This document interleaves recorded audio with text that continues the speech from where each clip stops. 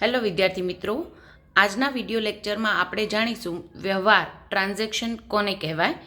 આપણે ઘણીવાર સાંભળતા હોઈએ છીએ કે કોઈ પણ વ્યવહાર થયો તો એને નામામાં નોંધવું જોઈએ, પણ પહેલે એ ખ્યાલ હોવો જોઈએ કે વ્યવહાર એટલે શું. વ્યવહાર એટલે બે વ્યક્તિ કે એકમો વચ્ચેની લેવડ દેવડ. કોઈ પણ ધંધાકીય એકમો વચ્ચેની લેવડ દેવડ હોય કે બે વ્યક્તિઓ વચ્ચેની લેવડ દેવડ હોય એને આપણે વ્યવહાર કહેતા હોઈએ છીએ. લેવડ દેવડ એટલે વસ્તુ અથવા તો સેવાનો વિનિમય થાય એને આપણે લેવડ દેવડ કહેતા હોઈએ છીએ. અને એ વસ્તુ કે સેવાનો વિનિમય જેને આપણે વ્યવહાર કહીએ છીએ એ બે પ્રકારના હોય છે જનરલી, આર્થિક વ્યવહાર અને બિન આર્થિક વ્યવહાર.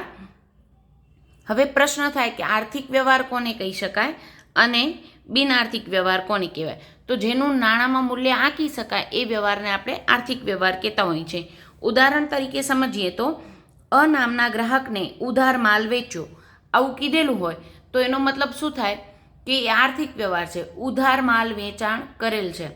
આપણે અમુક મુદ્દત પછી એવું જરૂરી નથી કે રોકડમાં જ વ્યવહાર થાય તો એને આર્થિક વ્યવહાર કહેવાય, પણ ₹10,000નો માલ આપણે કોઈને વેચ્યો છે, ઉધાર વેચ્યો, શાક પર વેચ્યો છે, પણ અમુક મુદ્દતના અંતે એ નાણાં મળશે જ.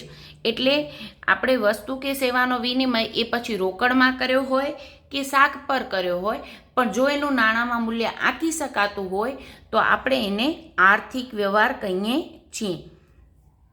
બીજું છે બિન આર્થિક વ્યવહાર. બિન આર્થિક વ્યવહાર કોને કહેવાય?